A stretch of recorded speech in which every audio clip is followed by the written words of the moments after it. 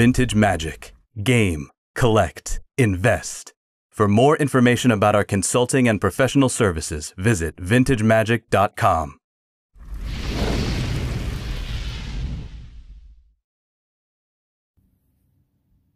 All right, guys, welcome back.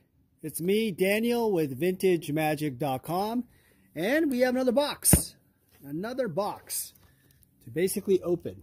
This is from a client who needs an appraisal for their collection of cards. Yeah, so I do appraisals. I don't know if you guys know that already. I have done quite a bit over the years, and in the past I would do them for free if someone, you know, wanted to know if a card was real. They want to know the value of something, they would just message me and I would just respond. And but the thing is, over the years I've gotten more busy, and yeah. Wow, this is crazy. Okay, so by the way, when you send me something, this is incredible overkill, but this is done by the UPS store. And my client's from the New York area, and his name is Peter. I'll just leave it at that, Peter. Yeah, this is a lot of bubble wrap, which is good. A lot of bubble wrap. You got 3 small ones here, and then you got this big monstrosity, so I'll just take it out. Okay. Yeah, so for the most part, this client is requesting that I look at the cards. Supposedly they're cards. We'll see. And he has some reserve list cards, stuff like that, the typical stuff that we all know and love. But what's interesting about this one is he wants me to kind of pick out cards that are basically, I think he's kind of unsure. I think he wants to sell the collection, but he wants me to pick out cards that are like about $25 or so. You know, I'll kind of do some estimates here and see, obviously look at for authenticity, stuff like that. Typically appraisals kind of work like this. I charge about $150 an hour. I do a lot of, you know, just inspecting work offhand. So after this video, I'll do some more follow-up. I'll be calling the client, and then we'll go over kind of what I found. And yeah, it definitely goes well over well over the hour time frame. So you're definitely getting a good value for it. But again, it's not for everybody. A lot of people, they can't afford 150 bucks. I know some people have contacted me about some modern cards or stuff like that, and those cards generally are not, you know, I don't really do those kind of cards because, well, it's pretty, they're not worth as much. So, you know, $150 an hour to look at cards that are not worth a ton is not, it's not going to be worth it. I would, you know, for those of you who want just to know the basic prices, just go to eBay and look at the completed listings. It's pretty easy to do that yourself. No need for me to be around. That's typically how it works. All right, so these are, okay, so these are all in sleeves. Just here. These are all in plastic bags. Okay. Now, this is really, really good packaging.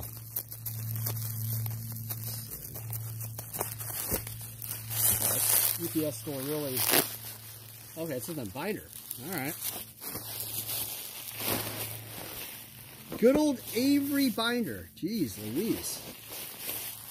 Tons of packaging. All right, so got this, Mirage. All right, so if you guys send me a binder like this, what's going to happen is I'm just going to, well, the first thing to do is I'm just going to take it out of the binder. So I'm gonna, first off, keep in mind I'm just gonna do this. So the best thing to do when you send something like this, instead of sending all this weight, is just take it out of the binder, because, and then you can saran wrap it and stuff like that, because it's a lot easier to manage. Yeah, that's the first thing. So this binder is empty now, like that. So, yeah, these binders are really, you know, there's our, luckily a D-ring binder, which is good, but I'm not going to do anything with it. So, to save yourself a lot of shipping, everybody, make sure you get that binder out. Okay, so what I'm going to be doing here is, the video will probably be a multiple kind of cutoff here, but I'm just going to look at some basic parameters. If there's any items, and there's some empty sheets here, I'm just going to see if there's any items that are $25 or so. So these are just snow-covered lands. Players like this stuff, but you know, there might be a buck at a store, you know, tops. Mirage, nice artwork by John Avon and such, but they're not really worth much. These are revised lands, some yellowing going on, but these are, you know, 50 cents, $1 to some people, if it's really minty. Like Islands might be $1. 4th editions, 50 cents or so. Again, you know, it all varies. I mean, you can always mark this stuff up, and the problem is if you sell this stuff on eBay, they end up becoming very, how would you call it? Like, they might not be worth the time and everything to sell it individually. So you're going to have to kind of maybe do it in a lot or something. Here's some Ice Age snow-covered lands. These are cool, but they're not worth $25. Obviously, snow-covered lands. They did a lot of Ice Age stuff. Looking for also misprints. This is also empty, so don't need that. Misprints are cool. So I think he marked it here. This is the 3rd edition. 3rd.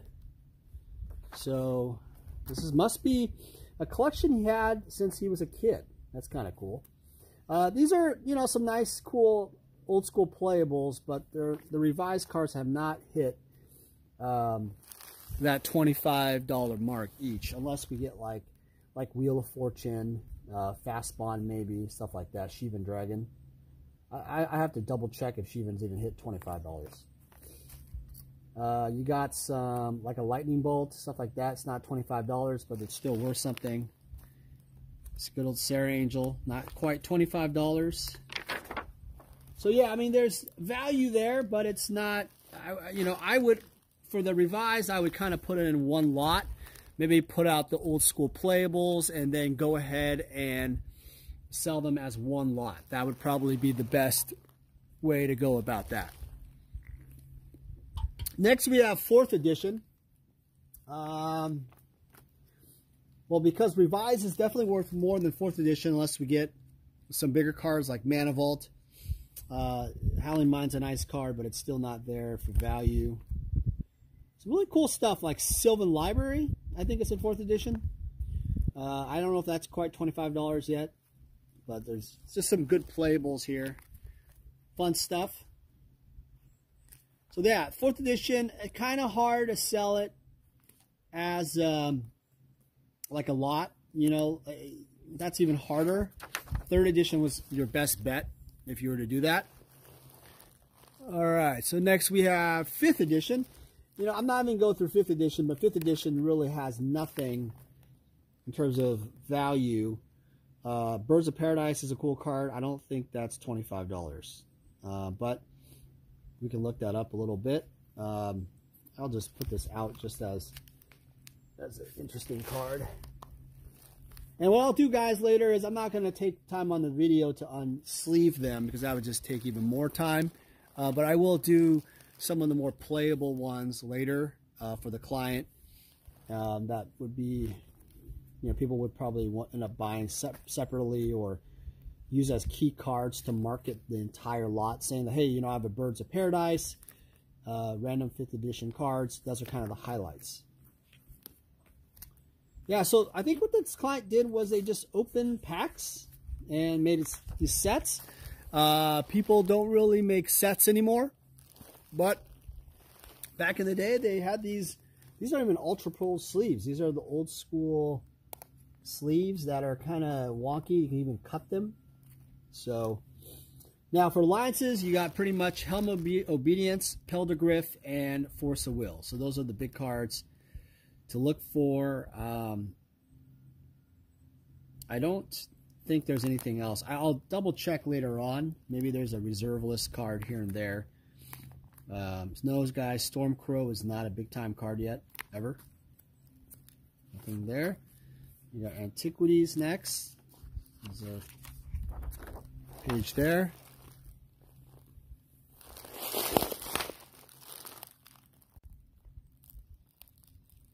All right, so what we have here is antiquities, but keep in mind the only antiquities card we have is this cursed rack. So that is a real antiquities cards. The Urza's Mine, Power Plant, and Tower are not actual antiquities cards. Nothing here. You'll be looking for more of the power artifact, transmute artifact, Candelabra, Tanos, Mishra's Factory, stuff like that. There. Okay, so Homelands, yeah, nothing here in Homelands does not have any high-end $25 cards. Sheets. Oh, Ice Age, Mirage, and Stronghold. Okay, Stronghold is really Mox, Diamond, or Bust. I think there might be one or two other reserveless cards. Again, I will double check when I am done with the video. I'll unsleeve them. Oh, Sliver Queen. Sliver Queen is a card. I think this card is, I think this card's an EDH Commander card. Over $25. I'll put it right there. Not sure if it's a ton of money, but I know it's over 25 or around there.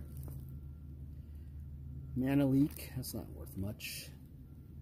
A lot of slivers in this set, huh? That was kind of cool. Have you guys ever played with slivers before? It's kind of an interesting deck, to say the least.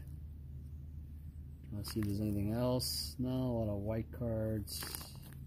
Alright, so nothing there. I'll have to double check just in case. I'll look at the top cards in the set, double check. But so this is a Cursed Scroll. There's two of these. This is Tempest now. This is a cool card, but I'm not sure if it's even $25, but it's a notable rare to pull out for sure. These are, you know, Lotus petals. They're common, not really nothing special here. Not even, I don't think it's like $10 or so. It's one of those, but still a cool card. Oh, it's a notable card.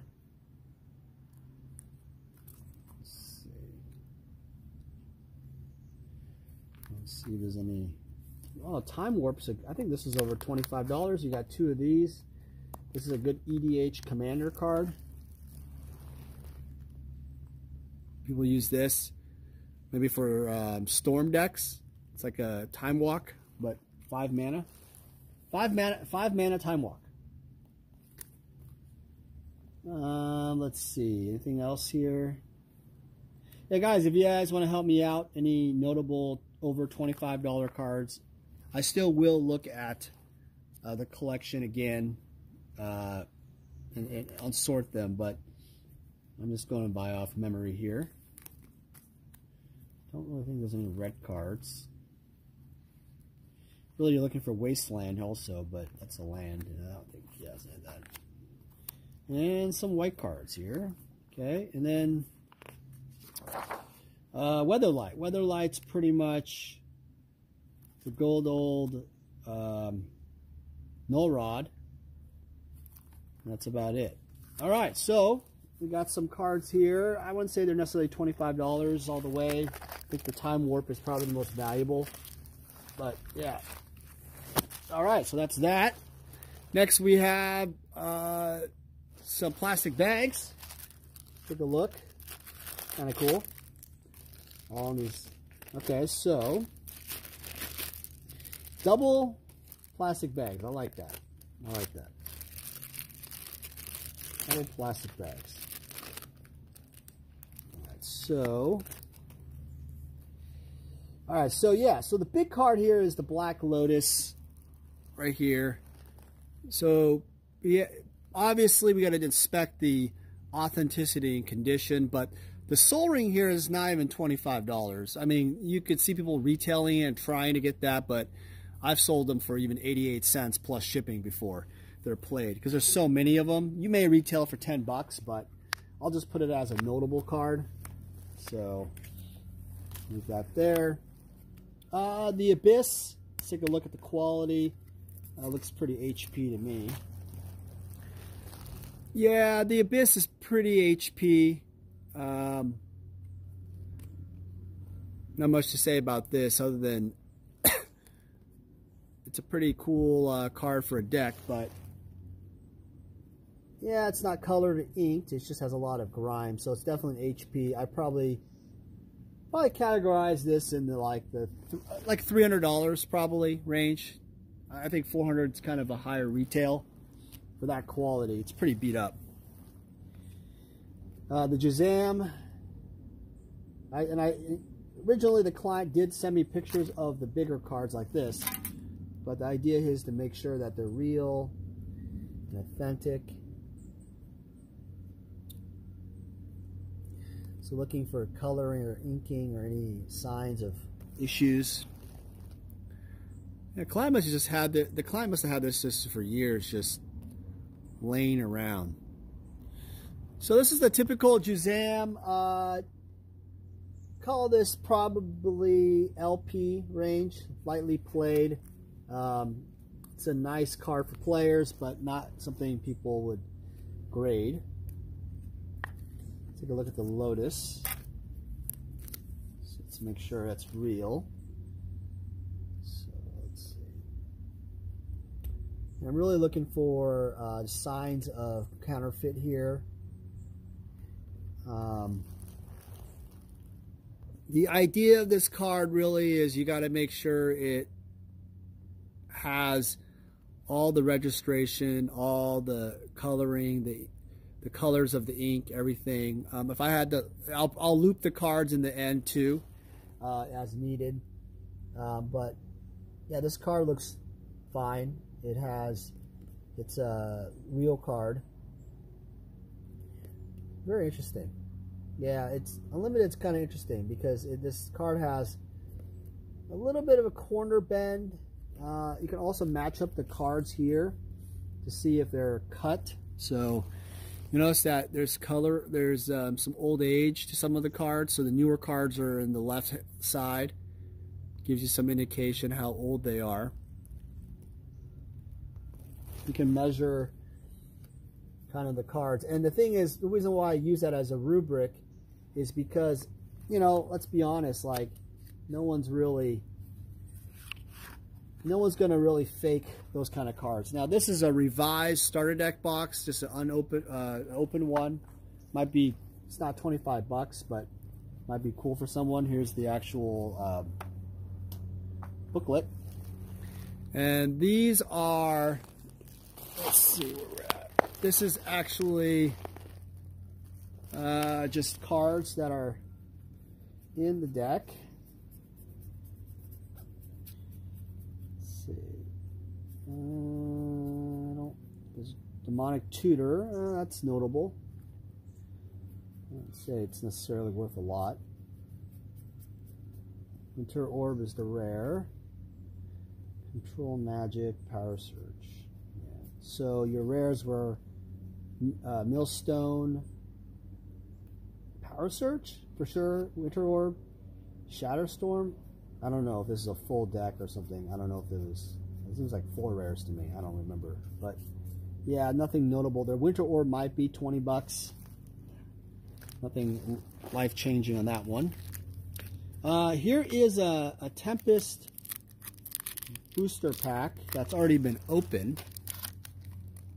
That's interesting.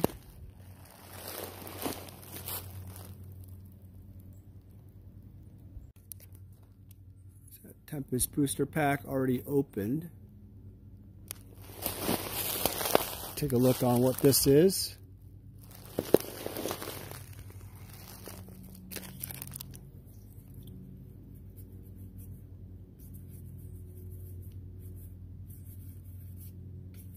So I don't see any big cards here.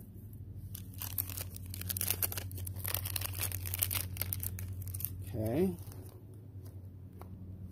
All right, so I'll go through these.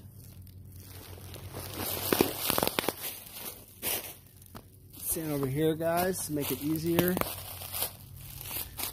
See if there's any. So all I'm looking here for is any cards. This looks like a Tempest, Exodus. It's some Exodus cards. Elvish, Fury, no.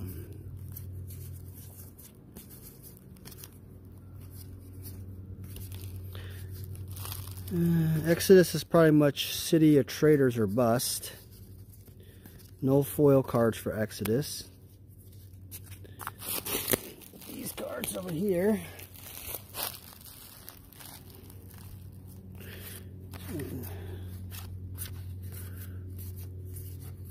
It's annoying, all these cards are. You can also tell by the rarity. These are commons. But the gold ones for Exodus showed up and the silver is uncommon. That's like uncommon right there. Oath of Druids is in that, I think.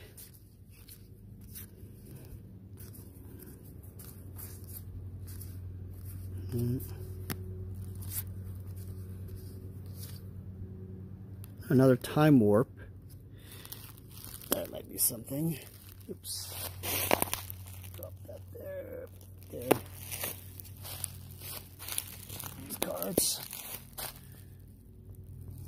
Time Warp, and so we gotta look that one up. Island.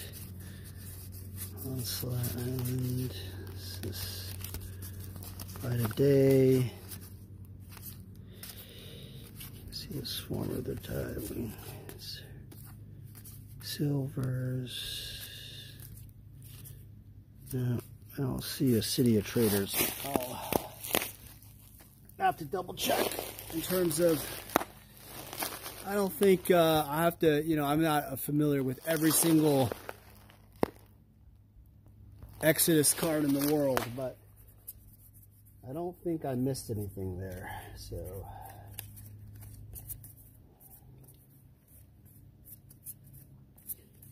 Yeah, it's interesting with these cards. I mean, this is probably just some packs he opened, it looks like. There's like a rare here. Just put this, I don't think it's worth anything, but, you know, because I've seen a couple of rare. They got the Time Warp, Tempest, so I think he probably just had some packs he opened. And seeing that there was also a Tempest pack there, it was one of those things, he just put it all into like a little box. And that happens a lot with collections, is that you actually don't know what you're really going to get sometimes, because sometimes it can be really cool, you know, you don't really know. So it's actually worth going through all the cards just to double check. Like, there might be something really special or hidden. There might be cool misprints in some cases. And there's the rare, but there's, you know, there's, it's just the way it is with Magic cards. There's so many, you know, it's kind of interesting with the older sets, especially. There's only a few cards that are really worth the big money, but there's so much to go through that if you don't go through it, you end up losing the potential. All right, so last but not least, we have these decks. Okay, so we have, looks like more revised cards. Singer Vampire, not really worth a lot, but let's put out there. Another Tutor. Take out these sleeves. And you got the revised Bayou. That's worth something. That looks pretty clean. Let me just look at something here.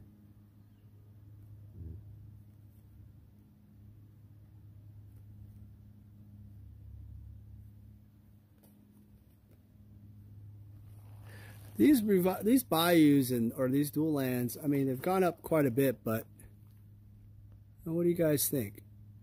Pretty clean. I don't know. Probably a couple $100. Do some. I don't know though.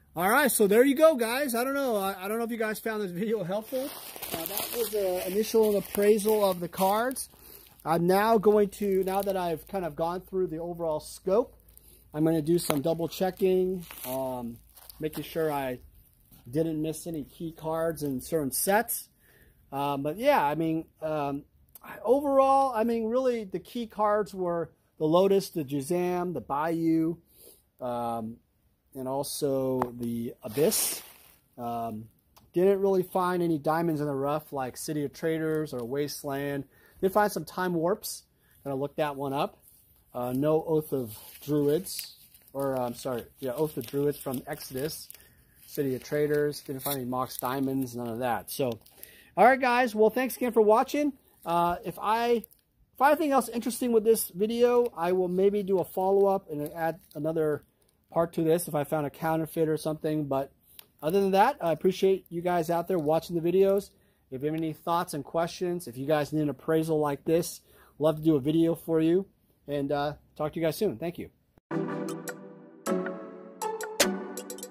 Thank you everyone for joining me. It's me, Daniel, with VintageMagic.com.